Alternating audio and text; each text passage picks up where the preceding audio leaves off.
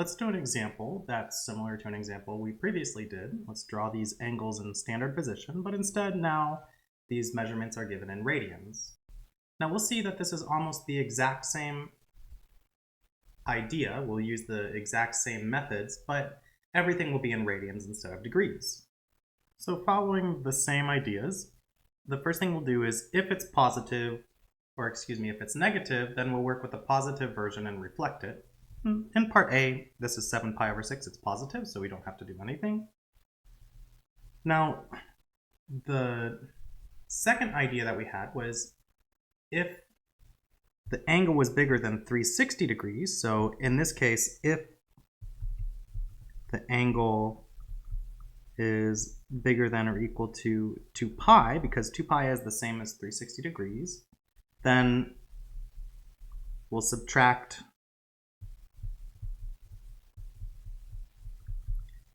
not 360 degrees, but 2 pi until our angle is between 0 and 2 pi.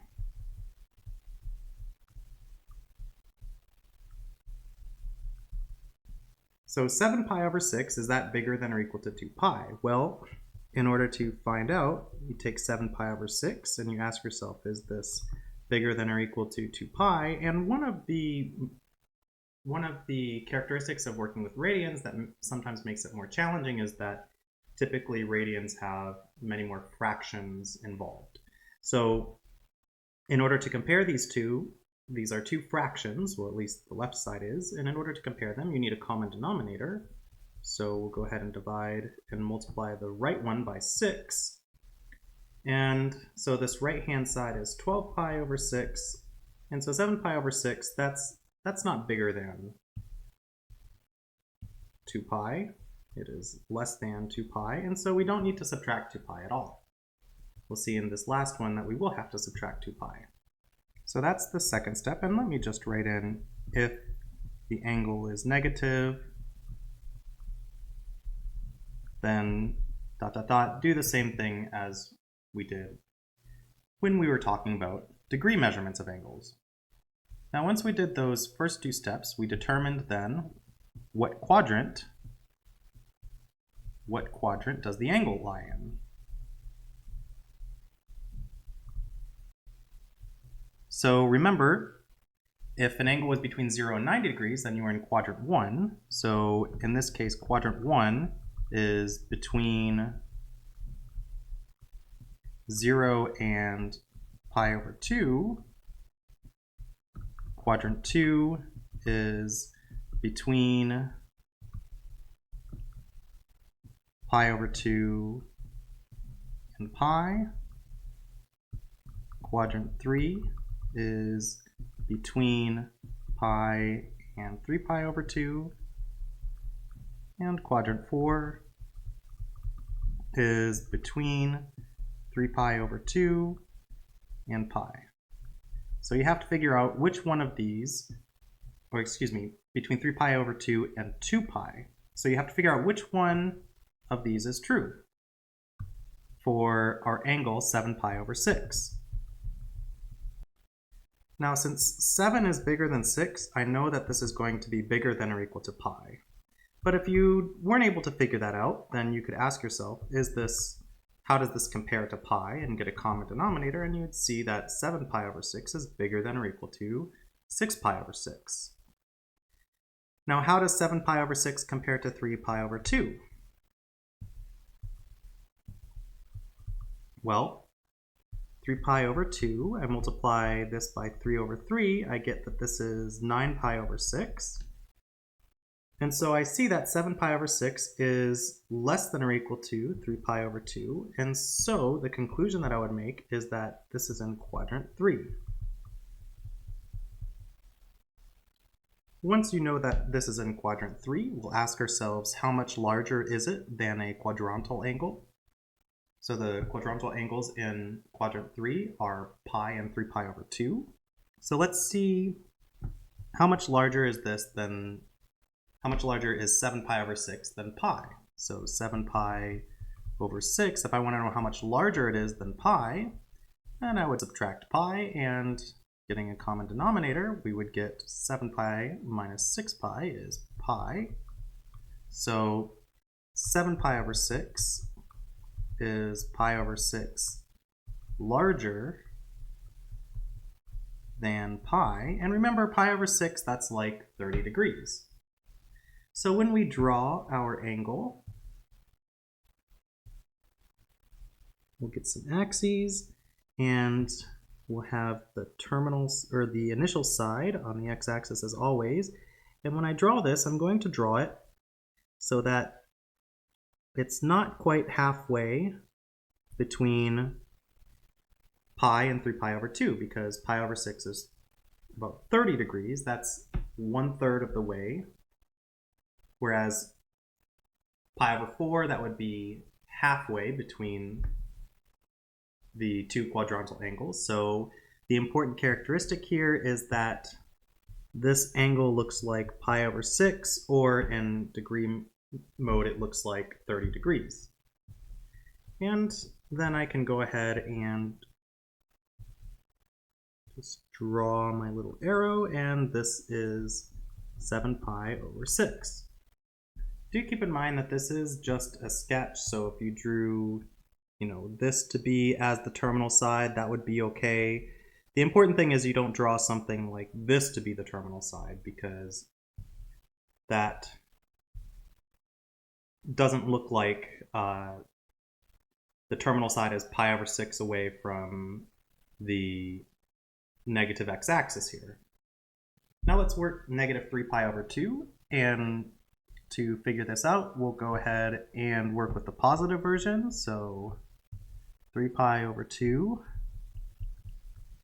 And we can actually sketch that right away because we know 3 pi over 2 is a quadrantal angle. So the angle looks something like that. That would be 3 pi over 2 going counterclockwise, and now we'll go the same amount except clockwise to get negative 3 pi over 2. So we have to go all the way around the same amount. And that would be that blue one. I suppose I can erase my scratch work here, this yellow angle. And this would be minus 3 pi over 2. Now for 14 pi over 3, first we'll ask ourselves, is this bigger than 2 pi? If it is, we're going to subtract 2 pi from it as many times as needed until we obtain an angle that's between 0 and 2 pi. So 14 pi over 3, is that bigger than 2 pi? Well, 2 pi is getting a common denominator here, so I can compare 6 pi over 3, and indeed 14 pi over 3 is bigger than 2 pi.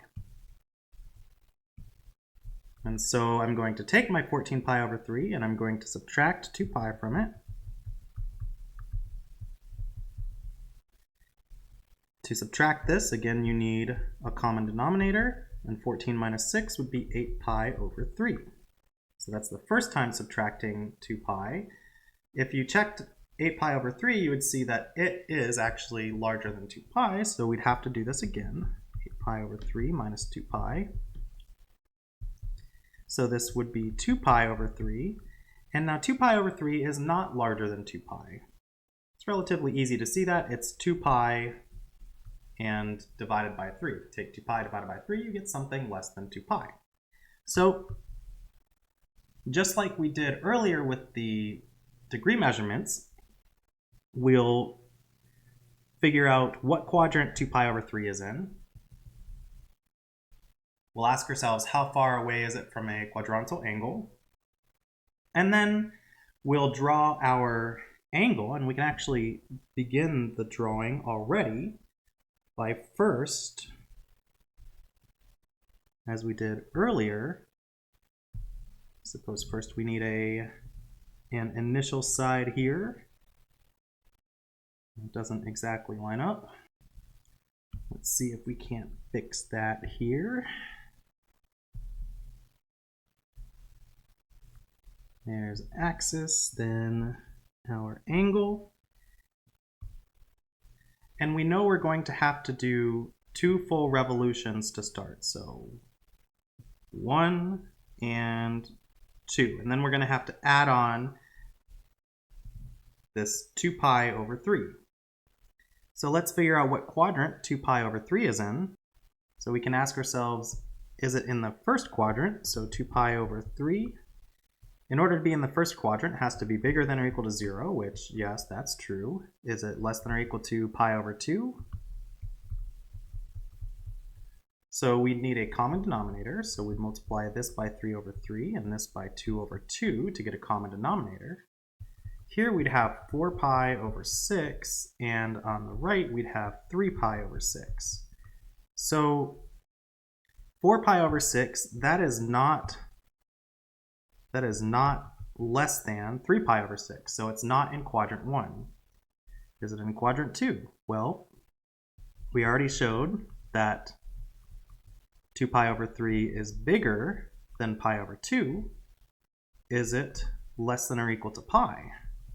Well, if we multiplied pi by 3 over 3, we would get 3 pi over 3, and indeed 2 pi over 3 is less than 3 pi over 3.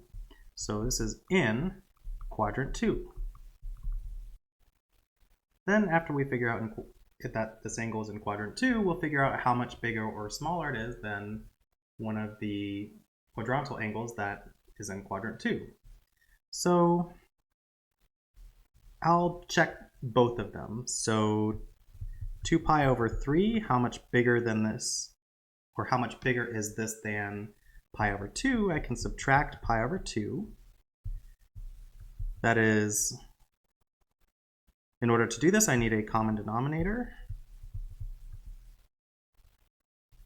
So this would be 4 pi over 3, 4 pi over 6 minus 3 pi over 6, which is pi over 6. And so this is pi over 6 larger than pi over 2.